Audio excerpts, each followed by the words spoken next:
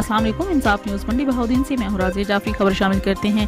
टठालिया के मरूफ बड़ाइच बरादरान चौधरी आरफ हुसैन बड़ाइच, चौधरी मोहम्मद एहसन बड़ाइच, चौधरी मोहम्मद मोहसन बड़ाइच के वालिद मोहतरम जनाब हाजी मोहम्मद साले बड़ाइच मरहूम के सालो सवाब और बुलंद दर्जात के लिए दारा हाजी मोहम्मद साले बड़ाइच ठठालिया में खत्म 10वां शरीफ का एहतमाम किया गया।